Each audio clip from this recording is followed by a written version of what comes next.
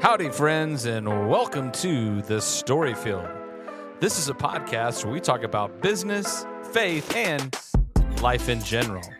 Okay, so here's the deal. We want you to be encouraged. We want you living in hope. This life we live is complex. It's hard at times. At The Story Field, you will find great stories of normal people just like us who will inspire you. Our goal is that you leave encouraged, inspired, and excited to move forward in life. But before we get started, one thing though, if you're listening and you find yourself really hopeless right now, send us an email at hope@thestoryfield.com so we can pray for you. Thanks for joining us today. Let's get started. Well, hey, Storyfield. I'm back. Micah, He's the back. last couple episodes were awesome, man. Hey, man, thanks. Thank you for taking that solo with me, with me gone. So, Well, I just hope Colorado was worth it. 100%. As it always for all is. for all the people who were for all the people who were in Texas in the summer. Oh, for sure. Well, listen, this is a special episode for us. Why is that? 50 episodes. It's a big deal. I don't know if I would have ever thought when we first started this that was gonna hit that mark. I don't know what I thought, but I was like, this now that we've been a couple years down the road looking back, I think that's a pretty big deal. Yeah, I don't think I figured maybe we'd get like 15, 20, and then we'd run out of either people Yeah. or ideas of what to talk about. But that's the cool thing about this is that there's never a plan of what we're really going to talk about, because the stories of the people that we've been interviewing kind of lead us in and out of different things, even stuff we didn't even think we were going to talk about. Yeah, no, I tell people I didn't intend for it to be just kind of like a ministry when we started. I don't think either one of us. Mm-mm. And it was your idea to even get this going, which was sweet. But I didn't think it was going to be a ministry like it did. But the Lord had different plans, and it's funny to look back, 50 episodes later and be like, oh my gosh. Yeah, I mean, it's like, statistically, we shouldn't have gone over like 10 or 12 episodes, because I don't remember exactly the number, but like 85 or 90% of podcasts never make it past that. Never make it past that mark. And then we also, I know we're real intentional about not trying to push it, like that we've got to do one a week and do all this kinds of stuff. So sometimes you'll notice that there's a little break, and that's kind of like on purpose, because that's not that we don't have people. We have people we can interview all the time, but we're not feeling like we've got to put something out just to put something out. I know. I think when we first started, I used to want to like line the pipeline up with people just to make sure I have enough. And now it's been like, once we run out, we're just like, okay, Lord, who's next? And just kind of look. So if then they come in 2s and 3s and 4s. Yeah. So if it's not the clean 2 week every 2 weeks, the Lord has again just kind of changed it on us. Yeah. Which is fun. And the people that we've got to meet and the lessons we've got to learn from them has been, life-changing on some aspects, because we're meeting people all over the United States and all those kinds of things that there's no way that our paths would have crossed unless God, one, wanted us to meet, but two, maybe just for me and you to learn from that story. 100%. I swear. I think people think that I'm from like DFW, like Dallas Fort Worth. They don't realize like I'm like an hour and a half, 2 hours from there in a relatively tiny town compared to that. And you're in Austin. So I don't know. And I'm not even really in Austin. I'm like south of Austin in another tiny little town called Buda. And it's not Buddha. It's okay. Buda. Thanks for clarifying that. I'm sure I've called it. It's not for you. It's for everybody else. Well, and then the guests that we've had on, I mean, some of them have millions of people impacted, and TV shows and books and authors and ministers and normal folk like us, which is where we wanted to always, be at too. But I think it's been fun to look for the God story in everybody. That's what I love about it. Yeah. And I think we've I don't know how to say it, but we've been pretty good about not like we don't put all the accolades and all of those things that we hear from people. We don't put that out because it doesn't really matter to us. All the stories, the best stories are the ones that we're never going to hear about. And it's simply because we decided to listen to God and do this podcast when things were crappy during Yeah, COVID. during COVID, we And started during COVID, we middle just of it. wanted something that was maybe uplifting or inspiring that we were going to get through the crap together. Yeah, that was it. Yeah, I'm glad you brought that back to memory because Yeah. it was like February of 20, Yeah. And we were rather like, than right after we COVID. got to do something. Yeah, and We're I'm tired tired of of this watching the negative. news. Yeah, I can't that's go it. anywhere. And let's talk to people.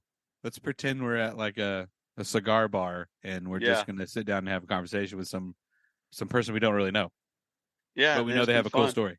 Yeah, it's been super fun. But I thought, um, since it's our 50th, um, we were talking a little bit about. I think it's time for people to hear our stories. Yeah, I think you are right. It's been 50 episodes, and for you guys, we're somewhere around 9,000 downloads of this podcast, and probably 95% of those people don't even know who we are or our Yeah, story or why we do this. I mean, there's no income from it. There's yeah, no nothing. It's strictly because we felt that we needed to do it. yeah. Yeah, and that doesn't even count, which is mind blowing to us because I know we were like, man, if 1,000 people listen to this in the first year, then we might keep it going. And you know, here we are knocking on 10,000. But I've heard people listen to multiple ones like 5 times, which is so Yeah. funny to hear from me. I was like, that's awesome because it's the point of it is occurring with them. They're getting And ministered to. I'll have to check the stats. Like, does that count for 5 times or is that just one listen? No, I asked you Because early then on. maybe we're over Listen, 10,000. yeah, there's only one listen. That's why I was like, give me some credit. But I Yeah. know, Yeah. I know for me, the Lord has like been like, don't make it about the numbers because when you first started doing this, it got to be like, man, we need a bigger guess and more. And then I was like, no, what? Forget it. Like it doesn't matter. Like Yeah. that's not the point. It's not the likes and all that. If it ministers to people, then that's the stories I like to hear. Right. We've been able to hear stories of some life change from some of our guests, the way they thought of stuff. We've some of our companies that are run by our guests have just an increase of flow of knowledge of who they are, what they do, and some of them like financially have been helped out. And that is just awesome. That's the reason why we did this. We wanted people's stories to be out there, and then whatever they need to continue that mission or continue whatever they're doing, they can get the resources to do that. Yeah, I know. We try to do the donation links and all that because I mean that's the big deal. Like if they're giving to those companies and they're moving forward, it's so sweet to see. All right, well then I pick you to go first. Man, I thought you were gonna go first today. Like No, we didn't too really bad. talk about this. Well, I'm not it. Okay, so I think we should do like a f- uh, episode 50 part A and episode 50 part B. Okay, So, I'll be B and you can be A. okay. Well, I guess we should do it like we do most guests. And honestly, man, I got to be completely honest. Like I'm a little nervous about like this. Yeah, you'll It's be easy. fine. It's easy to be on the side of the getting the question, but just being honest and authentic. That's like I feel nervous about it. I feel like the fear of man issues like creeping Right. up on me.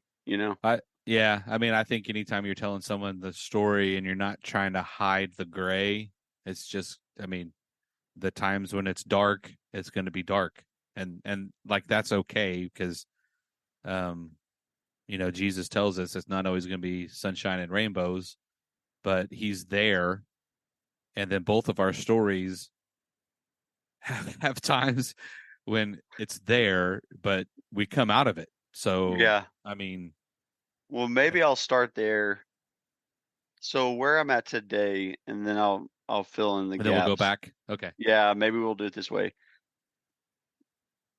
And I'm gonna say, um, it was at the Lord's request. All this is all the Lord's doing.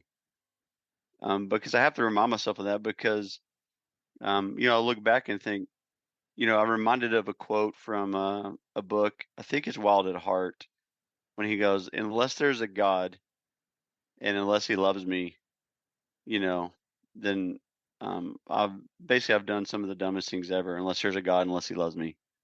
And that's kind of what I feel like a lot of times because at this point, I'm mid 40s and have stepped out of the legal career. Like I'm Yeah. not practicing law.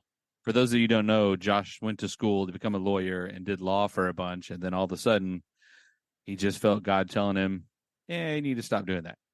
Yeah, and there was a little bit longer process, and we'll talk about that. But so even to say that, it's kind of hard for me to say. It took me a while to even admit that, because I practiced for 15 years, and over the last 3 years, he's kind of transitioned me out. And I look back and I'm like, man, he was doing this the whole time. But then there was a clear moment where it's like, you're out. So, and the pressure that puts on, because I think we grow up in a culture, and especially for the legal industry and attorneys, of like, if you're not billing, you're not working. If you're not, what do you mean? You have a law degree, and what are you doing? Well, good question. Yeah. All right. So that's the pressure. So that's where I'm at now. Just and also planted a peach orchard, which half of them are dead at this point after Texas summer. So that's another Right. thing, is like it's doing stuff that has like no fruit, but the Lord's doing something big time. So Right. that's where I'm at, so I can kind of fill in the gaps for you. Yeah. So you base and like peach orchard in Texas, all of a sudden, and I'm assuming you had never planted a peach tree before this. Man, we have a few trees, at our house, but nothing to the size of. I mean, it's a small orchard in the sense of compare another orchard, just a couple hundred trees, but still, that's no small undertaking. Oh, for sure. Um, so, but right now I have 100 dead sticks out there. So, but it makes you wonder, like, did I miss it? Did I not hear you, Lord, correctly on that? And Well, it's funny, all of our guests have spoken to a lot of the stuff. yeah. Well, and that's what I was going to say is like, um, the ability to listen and for him to tell you to get out of the law, and then all of a sudden for him to tell you, hey, you should plant a couple hundred tree orchard, goes to the fact that you're following what you hear. And I think that's we've talked about this on this podcast a bunch. He's talking to us all the time. It's just whether you're going to be silent enough or take that time to listen for what he's trying to tell you, Yeah, even if you don't like it. yeah. I was listening to something the other day just about that. You got to take that time, and then you get to the point of like, if I'm going to listen, which is the hard part. Yeah, for Y- sure. I mean, yeah, the listening and then being strong enough and trusting enough that whatever it is, when you do it, the end isn't like, everything isn't going to come crumbling. Yeah, He's not going to put you in this situation. I have a friend that said our God is a loving God and he'll never, ever, ever put you in a situation that's going to be bad.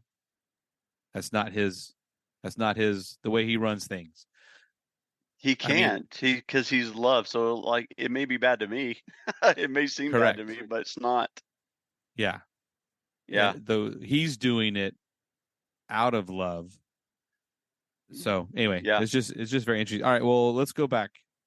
We Okay. know where you're at now. Let's go back to let's go back to little Josh with his brothers.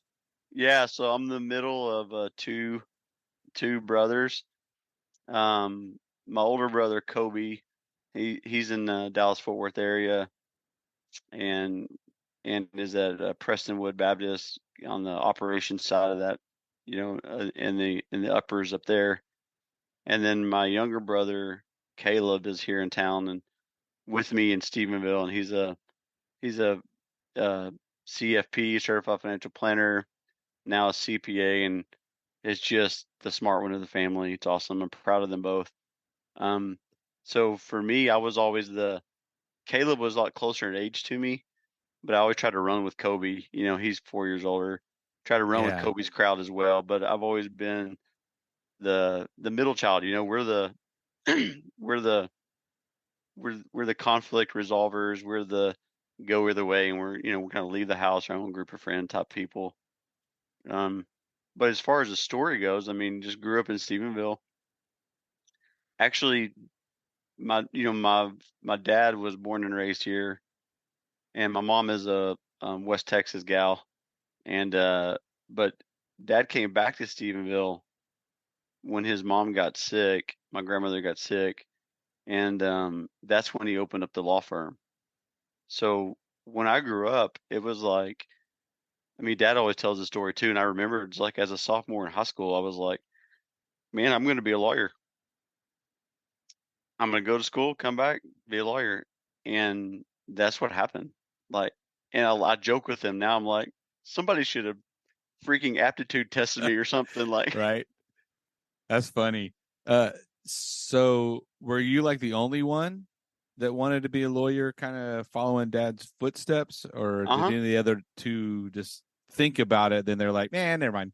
I think Caleb thought about it for a minute, but ended up going the financial route. You know, accountant and financial planner, and then Kobe's actually kind of on the operational business side of of Prestonwood. So So all of you are kind they're of, kind of all numbers guys and business people. yeah. Well, and you are too. I mean, Yeah, all yeah, of you yeah. I was a have finance some. major. I was a finance major at Tech. I think that's when you were talking about your dad being there, and which we didn't talk about. We talked about this a little bit, but historically, my family is from around the area. So when me and Josh met, it was 2000, end of 2011, beginning 2012, and the only reason I was there was to help plant a church. But at the same time, my roots of my family had been in Desdemona and parts of Stephenville and Dublin and everything from like um early 1800s. uh it's just amazing, like we talk about the Oh yeah, it's connections like all a the full time. it's like a full circle, kid. It's Yeah, yeah, crazy. yeah. And I just think that's Yeah, I think that's part of the connection that we have, maybe, is that yeah, for sure. that you I know mean, we're all part of this area. correct. I never thought about going anywhere else.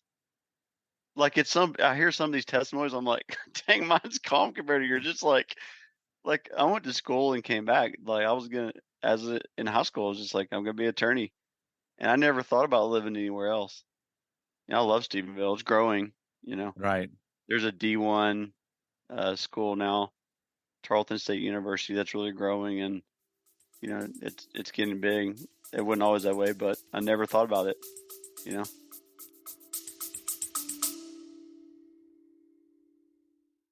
Hey, y'all. I just want to make an observation. When I see someone going through a legal situation, it seems like there are way too many unknowns. Well, the Allen firm provides legal guidance so that you can make a great decision, come to a resolution, and be at peace. For more information about the Allen firm, visit allenlawfirm.com. Stephenville's somewhat the same size. Let's say what, 10,000 people when school's not in session? Yeah, it's probably a little more now. I A little mean, more yeah, now? I think it's probably around the 20 mark. With school, so it's somewhere right around that. I mean, which is a neighborhood in Dallas. You know, Right. So did but you yeah, guys do anything? Did you and your brothers play any sports? Were you in like DECA? Were you in like man, any of those weird clubs? I grew 6 inches literally when I graduated high school. Like we joke we were the bench warmers. Like I was so tiny, man. I was as a sophomore in high school. I was like literally like 100 pounds and just so small. So I actually probably have a lot of scars from from sport. So I was on the basketball team. I did a Right. lot of bench warming, and I was here during like I mean, the football is still the teams have always been great the last few years, but kind of in the Art Briles days, during the Yeah. heyday of football, and I just kind of watched it all because I wasn't big enough to participate. Yeah, and Um, Stephenville is definitely a sportsy town. Uh 100%. I mean, it's your Texas Friday night lights. Everybody goes.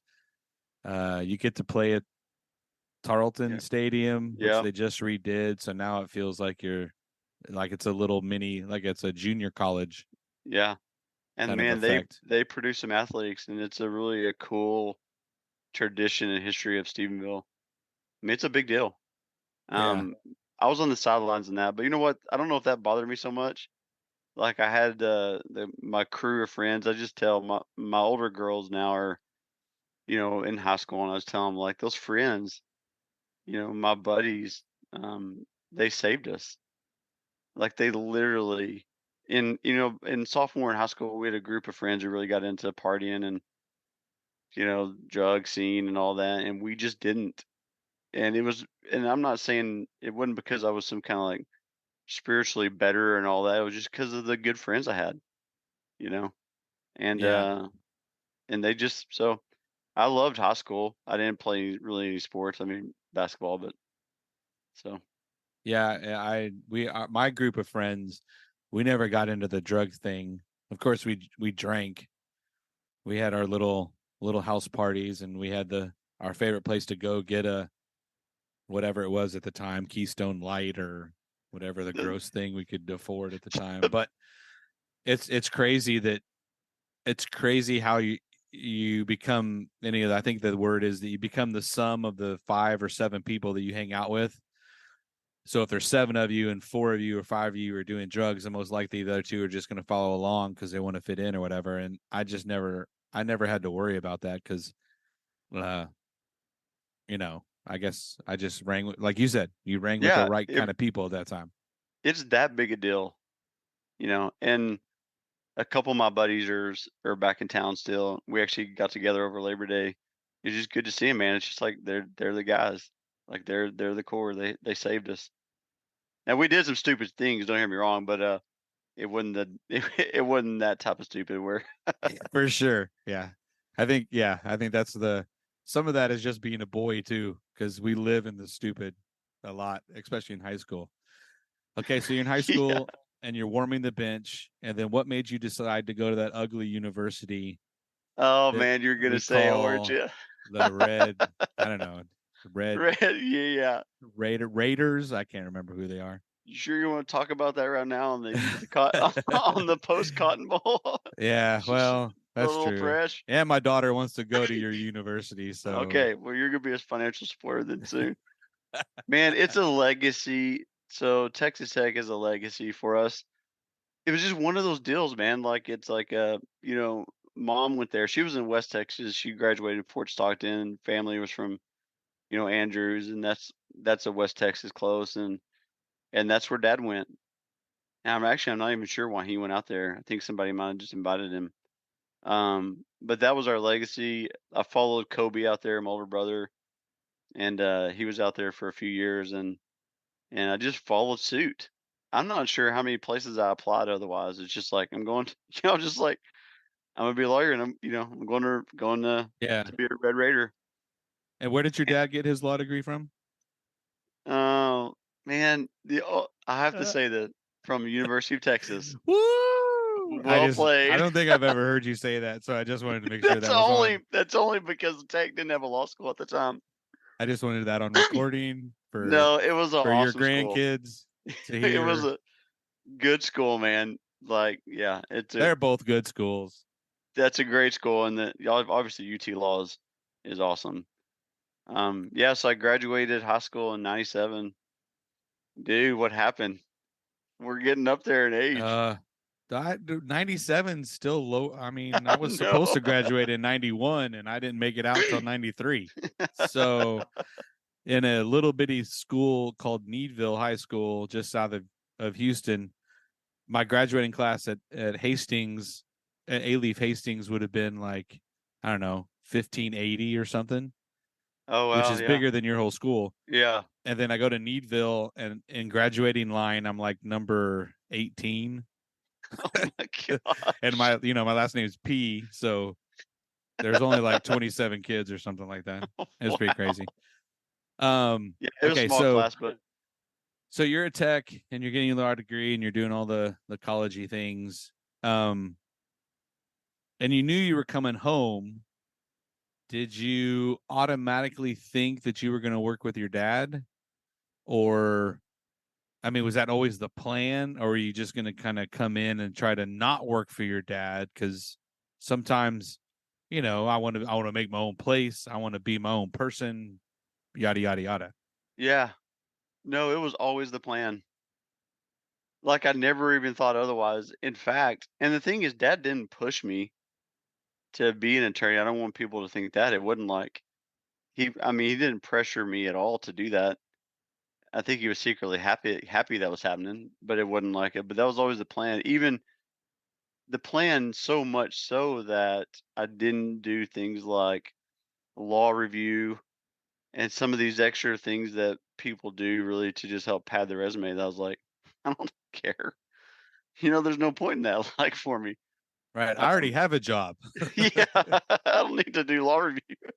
I probably wish I would have. It'd probably been super helpful just as far as like the knowledge and learning and the Right. work. But I mean, I still did really well in, you know, I still did really well in law school and undergrad. But I always knew I was going to law school. So the last couple years, I just, if I was in a situation in undergrad when, like I don't want to get caught like drinking and driving that type of thing because I'm going to law school. So I mean, all that stuff, and I'd always bust it. I had to get in. I wasn't a very good test taker, Right. so I knew I had to have grades to carry me in. So like I always just had that in my mind. Like I knew where I was going, so I would just be careful in what I did and just not do the stupid things that would prevent me from my goal. You know. Right. But I got my Yeah. undergrad degree in finance, and then I applied to several law schools around the state. But then when Tech accepted me, it was sweet because I didn't have to move at all. I could just Yeah. stay and keep going for the next 3 years after And you that. could find you could stay with the group if they were still Yeah. around of your peers. Yep. Um, is this is totally jumping off topic, but is this where you met the better half of you? I was just thinking about her. Um, I met Julie, my wife of 20 years now. We dated 5 years before we got married even. So, we've been together since we were 18. You know, Ah, we were laughing about it. We've done a lot of growing up, but in some ways I'm still just as much of a kid. right. It's terrible. But I met her in my freshman English class. Like, and kind of like she calls it stalking, I call it just pursuing your goal. Yeah, I don't So, think we had stalking back then. It was just I really, really, really, really like you. I just wanted to get to know her, man. What was the big deal? So Yeah. anyway, I called her up kind of out of the blue, which if you know her, it was hard conversations at first because it was like, who's this weirdo calling me? Right. Called her up out of the blue, and then I mean, it was a freshman year at 18, my first class. And first off, it was English class for both. I mean, she's brilliant, and the fact that she didn't clap out of that class or even take the club test or no, I didn't even know about it. It was sweet to see the Lord putting her in that class because she was perfect for me. And our first date at the time of recording, I mean, we're in October, but our first date was on Halloween of like '97. Nice. So it didn't take long. We started school in August, and then then we started talking and that type of thing, and then Did y'all have um, matching Halloween outfits for whatever party you no. went to? So No. it's a bit of a. It's not really fair that she didn't get to tell her side of the story, but I kind of like washed my hands of She her. can have her own podcast to talk about her side of the story. She kind of gave me the cold shoulder after a certain amount of time, so I kind of washed my hands of her.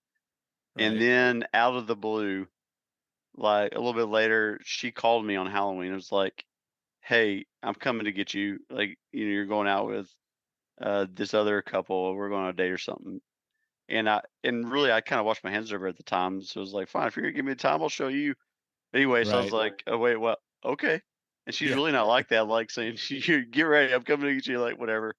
Then that was our first date, and really the rest is kind of history. So she's been incredible, and she was in grad school like during the whole time. We dated all through college, and then we graduated at the same time, and then she got her master's in finance, and then was there, and then we got married my second year in law school when she actually could have a job to support us through my last year of law school. So yeah, Nice. yeah, I Right. was So the she was my sugar mama she's for a sugar year there. mama. I wasn't going to say it, but I figured I was gonna beat you to the punch. yeah.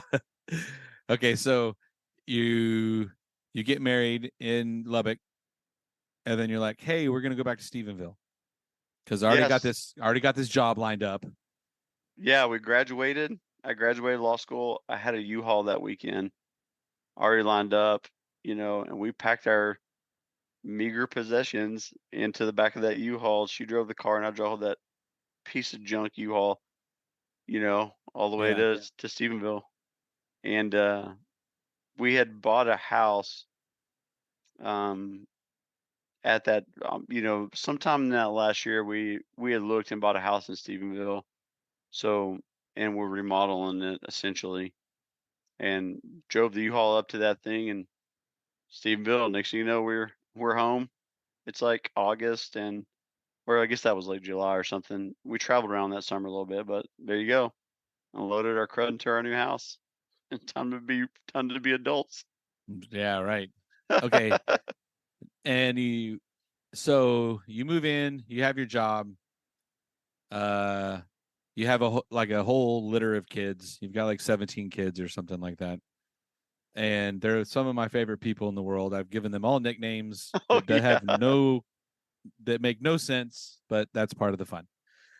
And you're building this life in Stephenville and you're doing the law and you're working with your pops. How was it actually working with your father, your mentor back in the day? Like it's got to be a weird switch because yeah, I don't think I could I don't know if I could ever work with my dad. I mean, maybe until that situation, I guess I can't really say. But I know that the dynamic sometimes is as I have friends that go into the same industry as their father, and they're like, I can't do that because I would do things totally different. And and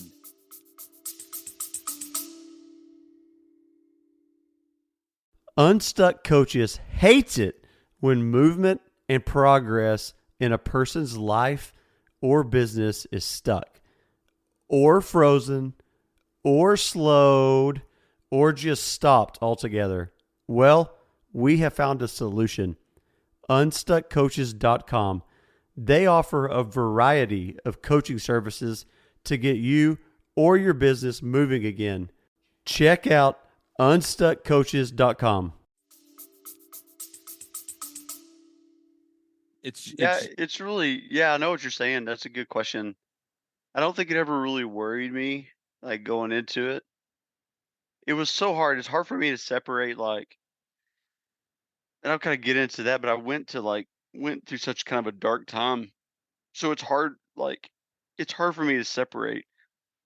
Like, none of that was Dad's fault, So it's hard to separate. Like, was there pressure just working with him? Like, I've learned so much from him, and he's a brilliant attorney.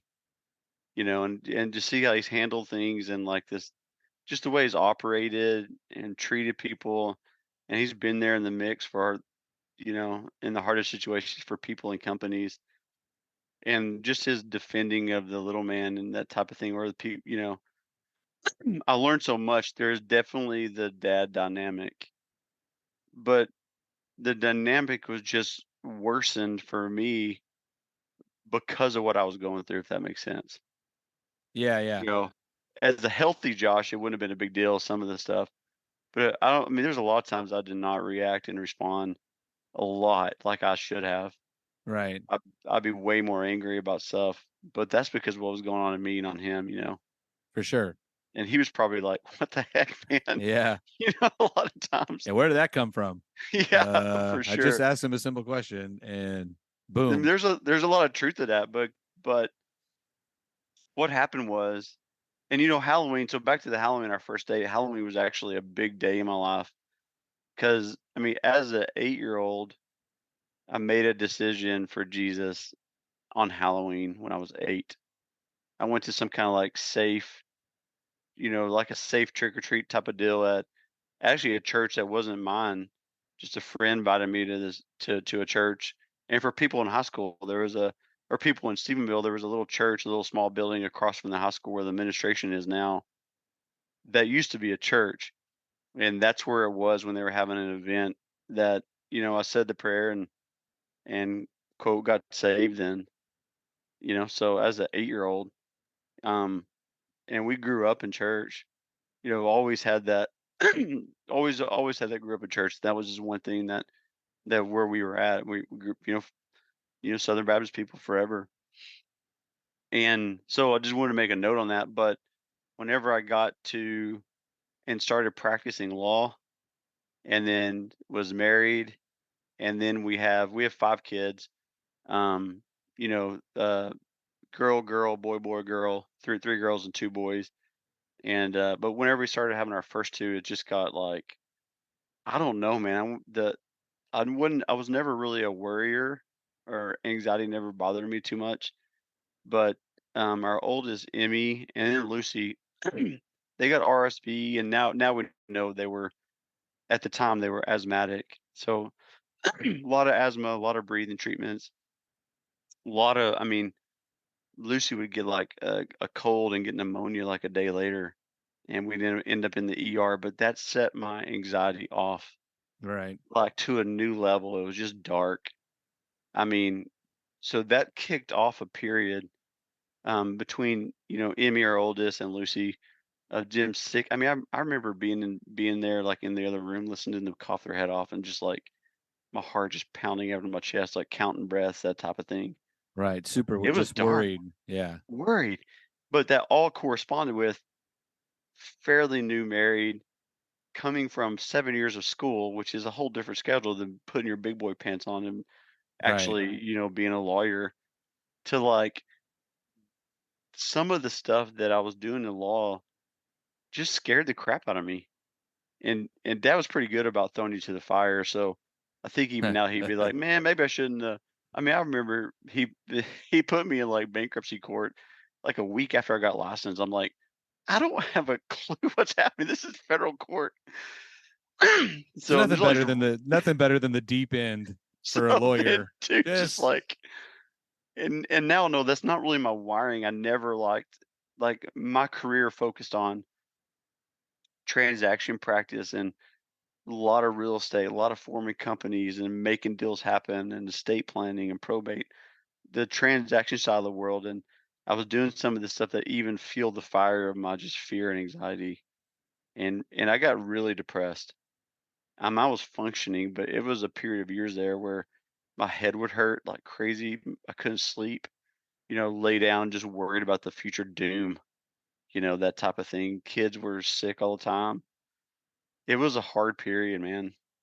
And it lasted a long time. So finally, I mean, I've never cried so much, right. and you get those thoughts. It's dangerous. I think, I mean, I scared Julie. Like, there's times just she's like, he's gonna hurt himself, Right. like it was Yeah. just dark. I think we're the guys, we set the thermometer for the house. So if I'm off like that, then the whole house is off. So I was functioning dad and all that, but man, I was not in a good spot. Right. And kids can see and sense that. They just sense it. Yeah. 100%, dude. Yeah. Like, Yeah. dad just off. I think all the Yeah. guys could be like, "Yep." Who's listening? I mean, I think mom has that special ability too. The moms do, but the dads really set the tone. And I think that's a biblical thing. Yeah. So finally, I remember. I mean, there's just a hard period, man. Dang, I even think back on it now. I'm just like, God. Couple years in, um, like I was listening a lot to Matt Chandler, the Village Church, brilliant Bible teacher up in the Dallas Fort Worth area, but he had a list of recommended counselors on his website, and I was told Julie, I was like, man, I got to go get some counseling, and she was like, yep, like kind of like a she ever said it was about time, Yeah, yeah. so so I looked up, got an appointment up there, wanted to go talk to a Bible guy, counselor, and but I kept having this thought to call this guy named Jerry Martin. So I went to the counselor, and honestly, I was a little bit disappointed with him, dude. He was like showing me stuff like the Bible says 365 times, don't worry, no fear. I was like, dude, I'm a lawyer. I've already read like 8 books on anxiety. Like, I need to know what happens when it punches me in my face and like knocks me out. Like, I know what the Bible says. Like, I've studied it thoroughly, that type of thing. So finally, I just kind of hitting a dead end up there. I was like, you know what? I'm gonna call this guy named Jerry. And so Jerry Martin, many people from Stephenville will know him. Just so grateful for his life and his investment in him. But anyway, I called him up and I'm like, hey, can we talk? He's like, sure, yeah, for what? I'm like, just some Bible stuff. Now, he's like, sure. So we met at the Peacocks up there for all the Stephenville people, across from the Ranger College. For sure, yeah. And but Jerry and my dad had done some stuff. He ran cows on some land that we had. He was um, a fishing guide. He was like an old dairyman, a pig farmer, just done everything. But he loved the Lord so much. He did like prison ministries and drug rehabs and an incredible guy. Just he had so much like life and fruit as a guy, and he's probably in his upper 70s at the time. And it's just like the joy just came from this guy. And you're just like, what is going on with him? You don't see just a ton of elderly men who are just like that joyful and that on fire for the Lord. But And anyway, I told him he would talk to anybody. I mean, I've anybody. met him a couple Oh times, yeah, I'm sure if you were around and him. he would come to those uh morning breakfast coffee kind of Bible studies at Beans and Franks at the time near campus. Yeah. And I mean, I mean, it was like 6:30, and the rest of us are like, yeah, let's get some coffee. And he's like, yo, let's talk about the Bible. I Here's what know. we're going to talk about today. It's so good, man. Okay, man. Like, how long have It's you been up? so I started meeting with him and told him, man, that first time I was just like, I'm getting blown up with anxiety and depression. And dude, I'm sick. And he kind of just ignored it and got into the word, the Bible, honestly. I do remember after we first met, he's like, hey, we'll meet again. And he called me later. He's like, hey, the Lord told me for you to read Romans 8:1, which says, therefore, there's now no more condemnation for those who are in Christ Jesus. But we started to meet, and he started to tell all these stories, like healings, demon deliverances, you know, um, drug rehab people that would just be immediately healed, just crazy salvations all the time. So at the same time all this was going on, one of our mutual friends, Angel Escobar, who you know well, he used to work with the firm for about 7 or 8 years. Um, Angel was a bivocational pastor at the time, so he kept saying stuff like, "The Lord told me this," and boom, like this guy's getting saved, saved, saved. Like at the same time I was meeting with Jerry, I was hearing from Angel at the office, who was our office manager, of all these people who are getting saved. I'm like, dude, you're leading like 5 people to Jesus every week. What are you talking about? The Spirit told you this. The Lord told you this. And it's like I'm at all subs. Then the guy's like, the Lord's like, hey, go talk to that guy. And I talk to him. He cries and gets saved. I'm like, oh my gosh, what are you talking about? Um, so that was all going on. The Lord was orchestrating this. I was meeting with Jerry.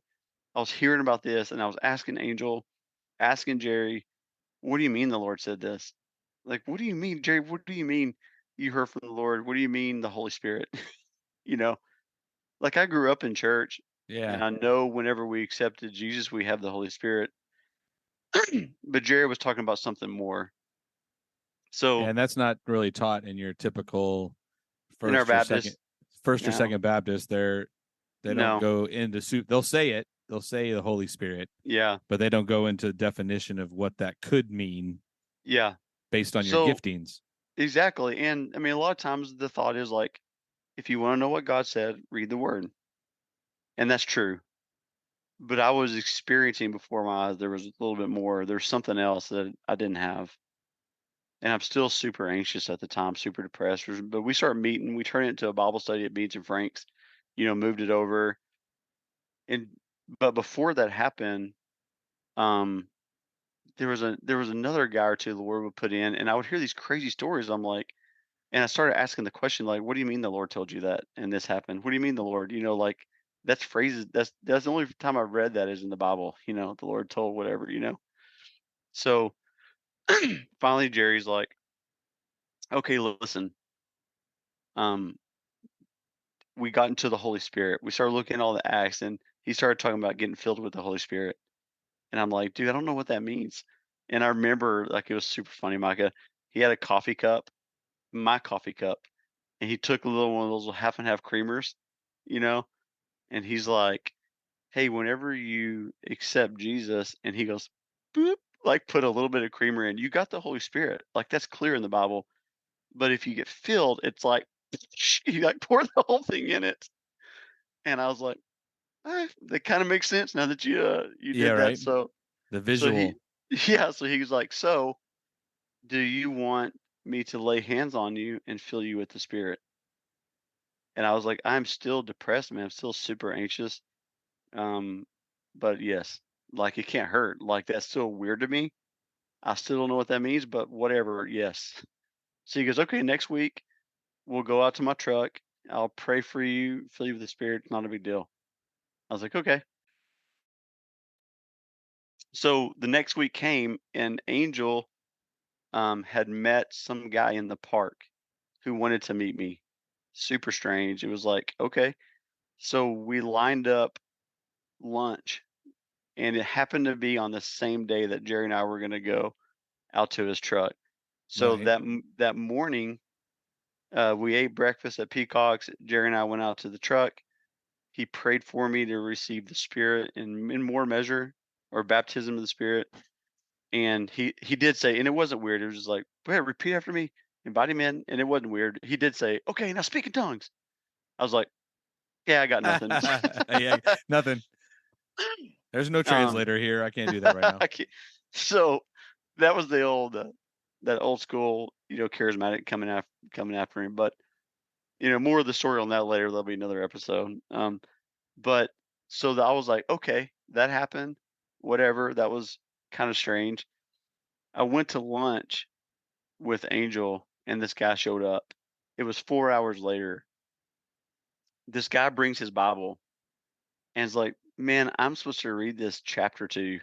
He opens his Bible up to 1 Corinthians chapter 14 and starts reading. And all of it, for all of you who know, it's like prophecies, speaking in tongues, words, all this prophetic stuff. And I'm just like, Wow. what is going on? This is like, I still think about that. Like, what the heck just happened, man? That's crazy. So Angel and I are riding back to the office, and we're parking under the carport. And he goes, man, I'm supposed to pray for you and fill you with the Holy Spirit. Pray after me. And he could have said the identical prayer to Jerry to fill me with the Spirit. Right. It's 4 hours later. It still gives me chills thinking about it. And I don't know why the Lord did that other than I think the Jerry time, just a couple hours earlier, I feel like we kind of manufactured it. Like we caused it, and that one was out of the stinking blue. Right.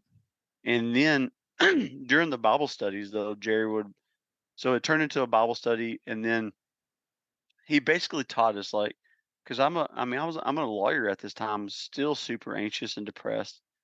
But he's really these situations really got my wheels turning. And it's like, but I can't, like, it's like things just start happening. We turned it to a Bible study. Guys started coming every week, but he was teaching us, like, stop doing things for the Lord. Like, just say yes and obey him. And like, stop reading the Bible like it's a to-do list.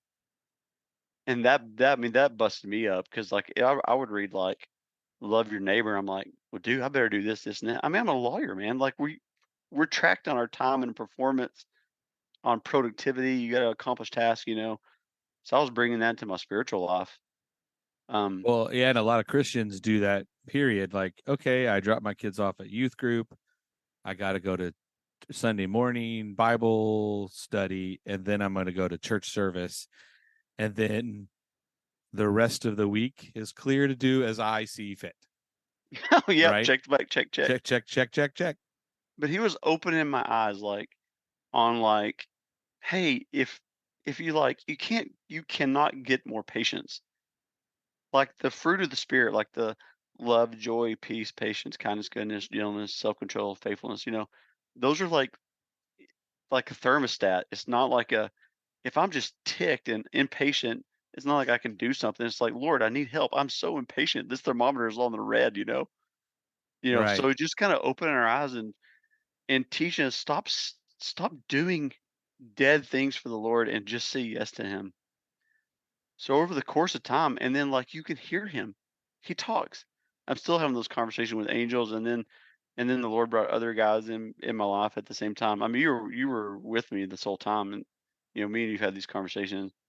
But it's so then it'd be like you can hear the Lord. So then I'd start like, okay, um, a situation would come up in work, and it'd be like, pray for this guy in the office, and I was like, no way, man, I'm not doing it. And then the next one would come, and then I'd be like, "Fine, man, I feel like I'm supposed to pray for her. Can I pray for her?" And the Fine. guy, yeah, Yeah. the guy would be like crying in the office, that type of thing. The Lord would just, so that stuff started happening. The more I just started to say yes. I remember this one time specifically. It just came to mind. I was driving to work one morning, and I drove by this kind of homeless looking guy walking the other way, and I remember just having that thought, "Go pray for him." And I was like, "No way, not a freaking chance." Right. I kept driving, and the Lord was just stronger. "Go pray for him. Go pray for him." And I stopped at the stop sign. It was kinda over there by Fuzzy's, like, he was walking back the other way toward the post office, and I was at Yeah. Fuzzy's. And I stopped at that stop sign, and I watched in there at Fuzzy's, and I was like, "I'm not gonna do that." And finally, the Lord was like, I feel him, like, crunching his knuckles, like, Yeah. So I was like, "Fine." So I backed up in the parking lot, went, drove up beside him. It was kinda like a creeper walking up on him. I was like, Oh my "Hey, man, gosh. I'm supposed to pray for you. Can I pray for you?" And the guy was like, looked at me like a deer in a headlight. Yeah. He was like, "Yeah, man, actually you can." I'm like, "What can I pray for you for?" And he's like, "Well, I need a job. Can you pray I get a job?" I'm like, "Sure." And I prayed for him. "Okay, give him a job. See ya." Like, Yeah. Roll down the window. I'm out. like it was so bad. But I started to obey a little bit. But so fast forward, stuff like that started happening, and I started to say yes, and he started to teach us, and I started to say no to stuff that was just dead religion, like, and just trying to say yes when I felt the Lord like urge, like nudge on me. And and you know, I don't know, I can't remember really the timing of it all, but it was probably a year of just like more people started coming around, walking with the Lord, doing the Bible study with Jerry and those guys. But still depressed, man. It was a long time, still hard, but just this going on. So finally, I was talking to um, a buddy that was going through a lot of anxiety at the time as well. And we were having lunch one Friday, and I remember asking him, "Man, how did you hear from the Lord?" And he goes, "I don't know. But my buddy, Jared, who's a mutual friend of ours, Jared Brown, he's a pastor in town and a video business, all that. We, love Jared. I didn't know Jared at the time, but he goes, Jared said, just get quiet, get in front of the Lord, and say, what do you want to tell me? And then write it down. And I was like, okay, man, I'm doing that. Like, what Right. the heck? Because like I've got to figure this out, man. Because I was just a wreck. So went up to the office after work was over. Everybody was gone. I went upstairs. It was like 6 at night on Friday, and I was like, okay, Lord, what do you want to tell me? And immediately I wrote, "You're my child. I love you. Don't worry." And immediately I just shut my journal. Boom. I'm making this crap up. And then then I started just practicing that, and just like as soon as I would hear something, the devil would be like, "That's full of crap. Right. That's a lie. You're making it up." So then I just kept practicing that, and then I started to hear like, "Josh, you're my child. Josh, I love you. Josh," I'm like, "Oh my gosh, I'm going crazy. I'm Right. calling myself my name in my head." I'm in third person. Holy crud. You're gonna put me in somewhere, man. But it was real kind of the Lord, because it was a little bit after that, maybe like a week later, I was in the park during lunch break, and I was reading my Bible, and I ran across, John 10, when it's like, "My sheep hear my voice. I call them by name." And it just like that jumped off the page, and was like, "Oh my gosh, this might be real." Yeah. Like, holy crap, are you serious? So I just started practicing a lot, practicing a lot, practicing a lot, asking questions, writing down, asking questions, writing down. So finally, still all the anxiety, depression, it was probably a 6 year, man, or something. Meet with Jerry. Now I was practicing listening prayer, writing down what I heard. And it was on Father's Day of 2016. And I remember I told Julie and the kids, like, listen, for my present, I just want to mow the yard. We had like a couple acres, and weed eat and blow the driveway off and everything. It's gonna take like 4 hours. I just wanted some time with myself, because we have 5 kids on the ground now. I mean, it's just, Yeah. it's a full life. And I remember I got done mowing and all that. We were gonna grill and eat at mom and dad's next door, so the kids were next door. Everybody was over at next door, and I was in the shower after I mowed, and the Lord told me, as clear as I've ever heard anything. He said, "Josh, I'm delivering you from your anxiety and your depression, and I'm gonna use you to deliver people." And it was like he reached in and pulled that crud out immediately. Like 6 or 7 years of junk, crying all the time, scared out of my mind, anxiety, just gone. And that was on Sunday. And I didn't say anything to Julie until Friday. I was like, "Hey, was there anything different about me this week?" And she's like, "Are you kidding me? It's like your whole joy came back, just gone." I Right. mean, just amazing. So that kind of started it, man. What all started it. So I look back and think, oh my gosh, I wouldn't have traded any of that. It was hell. Yeah. And it's hard to tell people who are going through it. I mean, you can't say to people who are going through depression and anxiety and that type of stuff, just get over it. You really can't. It's very deep, and it's very dark, man. It's very demonic and Right. evil. But the Lord used that and changed my life and my kids' life and everybody's life around me. It's insane. Yeah. So to And wrap you this, yeah, go ahead. well, and you, I was just gonna say, and you feel bad for those that don't know who Jesus is, or Oh, hopeless. don't have people around them that can be praying for them, and specifically all of those things, because it could be years and years and years of the depression and the dark thoughts and all that stuff with no help. I can't.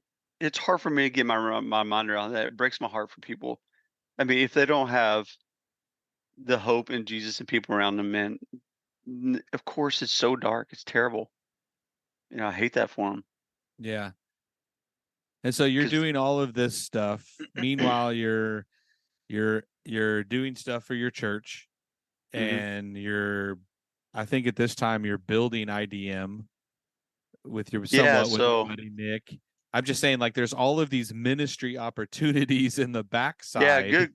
Yeah, so our buddy Nick, and you're involved in IDM as well. So in like 2011, he had started IDM. I helped form it, like the nonprofit, but we were starting to run it out of our personal family cabin. So I was just in on it on the ground floor, and kind of became his partner in it. And so I was gone all the time.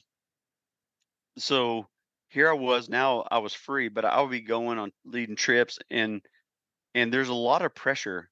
Like like now that I know, like now me and you we've done Enneagram, and we know this stuff, we know how we're wired, and we know it now, but there's all this pressure because like I'm gone a lot, and now I'm just kind of quote the boss's son. So they just giving me a hall pass? Am I really earning my keep? That type of thing. But dad handed over operations probably 12, 13 years ago, whatever, or more to me. So I came in and just started changing everything. You came in at the same time. That's why when you came in, we didn't have a website. I mean, that's how much. Well, you had one. It just wasn't Oh, okay. functioning the best to what we wanted people to know about us. Yeah. Yeah. But you came in and we started changing all that. I went to Dave Ramsey's entree leader master class, read like 40 books that he recommended, and started just trying to implement, change everything, which I love, man. That brought a lot of life to me. But but I was gone a lot. So, I think from people's perspective and attorney's perspective and dad's perspective, even at the time, was just like there was a lot of guilt and shame for what I was doing. It's like you're jacking around. You're completely, but on the mountain and with people and men we're leading, it's just like it seems fruitful. It's like there's a lot of people who are getting ministered to, Yeah. but it was just that constant pressure of like, man, and then at work, we just keep hitting walls. We didn't have much of a structure. It's just like, and I knew dad had grown the firm so big for our market. It's like we had to do something else because we couldn't grow. It's just like he maxed it out. Um, and like I said, you were in that from the very beginning. So as you know, we had to break it all apart and redo it and to do teams and culture and stuff and market. We started from ground zero at marketing, but all of that was going on in the ministry opportunities. And then now I was free, but I was just hitting roadblocks after roadblocks, and the firm it was frustrating, man. We get these people in, these attorneys, train them, and then they would leave and be competitors and partners with us, or competitors against us in the Yeah. same town. And then we Yeah. train new guys, and they would leave for better jobs after they were good and that type of thing. Man. So, and that'll lead me to all of this stuff is going on, and you're free of the anxiety and the depression for the most part, and then you're starting to hear God and everything else on a more personal level.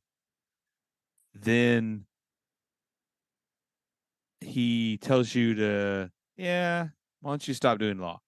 Yeah, Which is where we started this whole podcast somewhat. yeah. So I'll fill in just a few more high points to catch up. So at some point, we wanted to develop a new model of practicing law, which was what we're running now called the Acorn model. But it's like we wanted to kind of build like a real estate agency for attorneys. Like, hey, we'll provide your support, your invoicing, your billing, your collections, your marketing, your legal support, your facilities. We just want you to be flexible and do what Right. you like doing.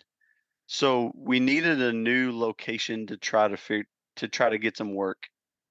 So I was telling somebody about that, and they handed me a business card of a guy in Willow Park. So I was like, called the guy up. He was a realtor, Corey Daniel. I always tell Corey, this needs to be like the branch. Parker County needs to be the Corey Daniel branch. Right. Um, I called him up there. I go up there, and he's like, "Oh, you've got to meet this guy, meet this guy, meet." And the Lord would just open the doors, boom, boom, boom, boom, boom, boom, of like hundreds of people I got to meet. But as I was going, I'd go like once a week, or excuse me, I'd go like once every 2 weeks. And I come home and people are like, "You're not working. What are you doing? You're just jacking around. You're meeting." And then once every 2 weeks. But I was meeting people, and finally we hired somebody, and a gentleman by the name of Jim Martin, and Railhead Realty, and Ron Hughes up there just gave us an opportunity. Hey, come up here on a month-to-month deal, try it, see if it works. Just super blessed us and put us up there in their office. We hired somebody, and she was up there for a week, and we found out she was looking for another job already. And I remember I was only going up there once every 2 weeks, and I remember we went up there, had to let her go, and that was going to put me up there full time. And by this time, we had worked a little bit on the structure of the firm and organization and stuff. But Right. I remember clearly, Mike, I hadn't really told too many people this, of like getting my phone and kind of junk out of the office to take up there and hearing the Lord say, "This changes everything." So as I was commuting every day, I had an hour. He started dropping like podcasts that I needed to listen to. Like, hey, here's your marketing podcast, the Story Brand. Hey, Right. here's your here's your business entity. Here's your model you need to follow. Here's your. So I just started. We started. I mean, you were with me side by side the whole time on all that, but we started implementing all these, you know, these things. And really, Jeremy at our office and April in our office. I mean, the four of us as a leadership team just started implementing everything.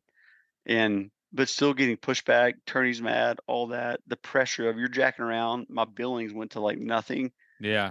The firm is like sinking, and they could be like, you could solve it if you'd stop jacking around and start getting to work type of thing. But I knew I was supposed to be up there, like the Lord had told us to.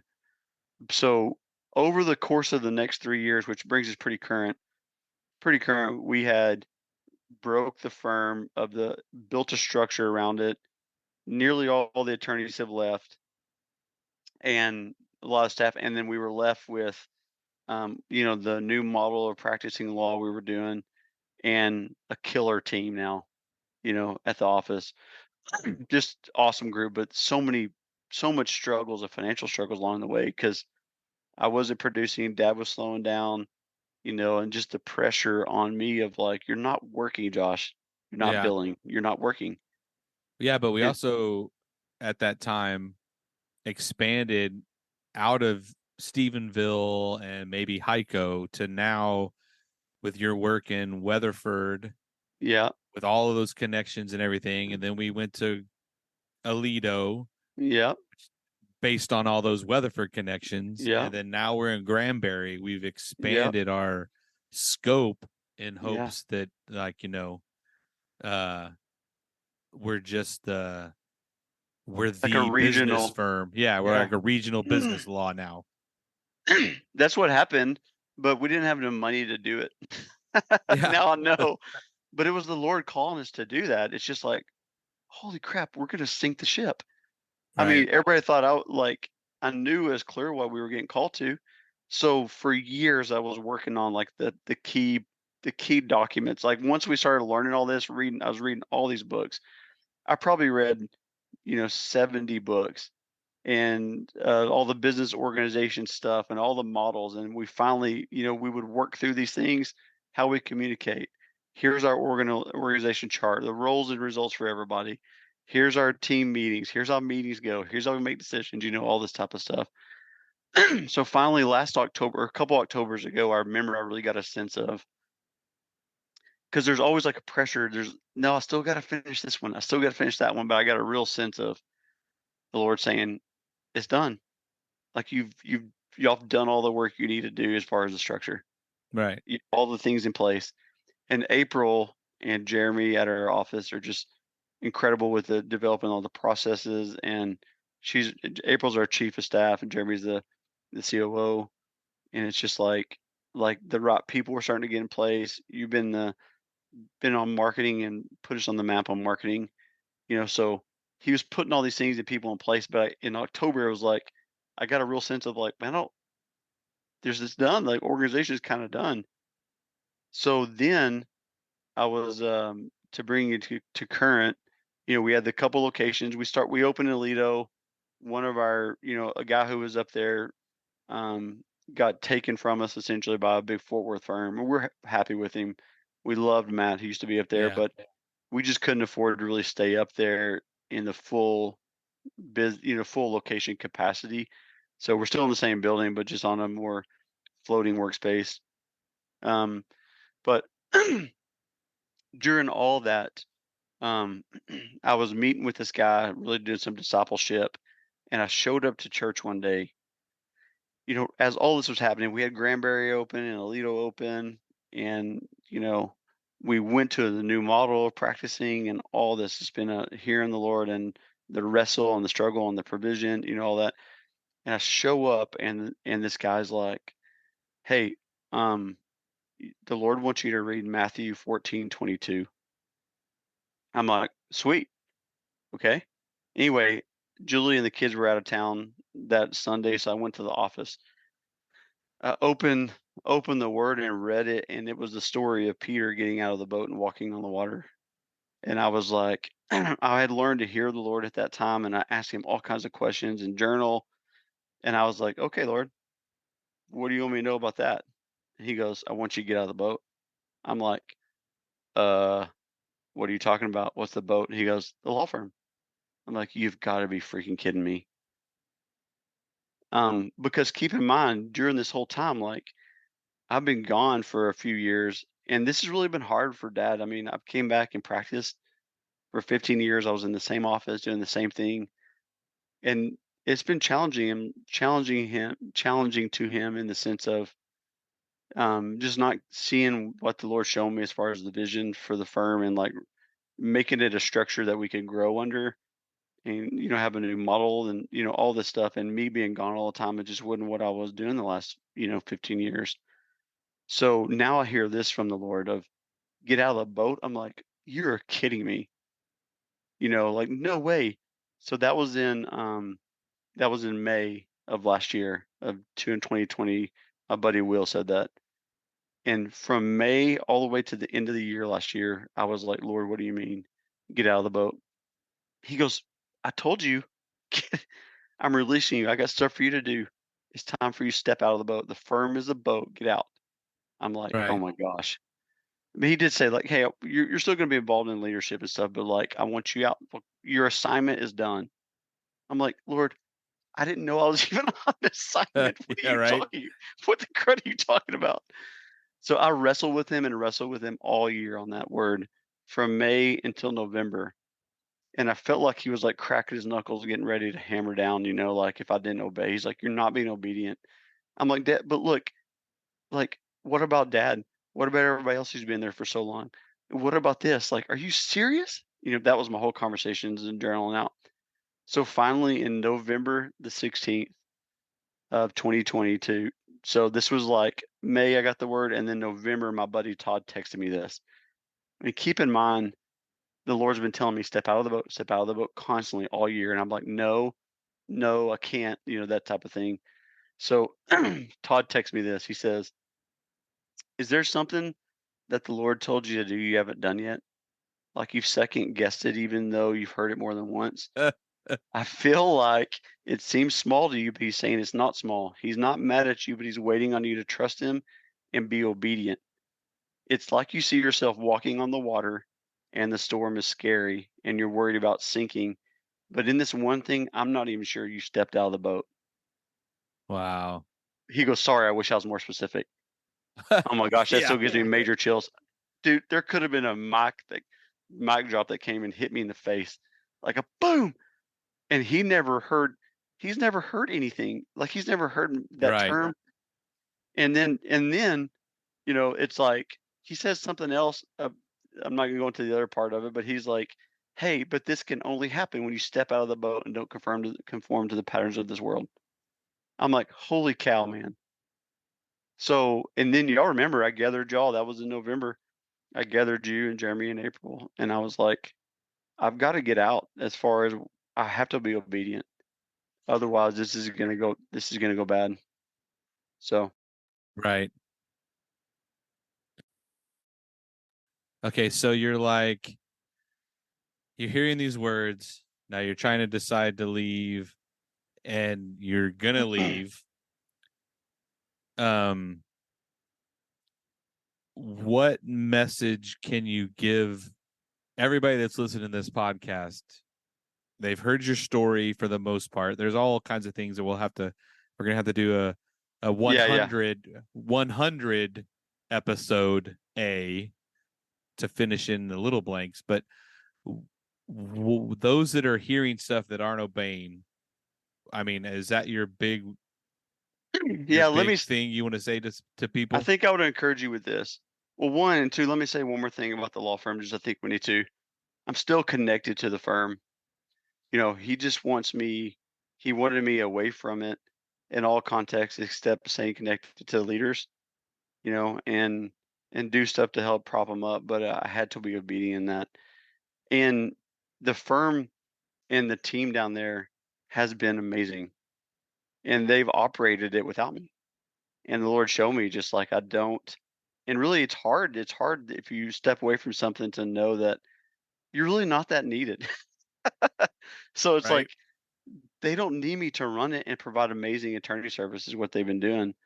So it's been a really relief and like hard on my pride, you know. Right. But they're still running and killing it and doing awesome.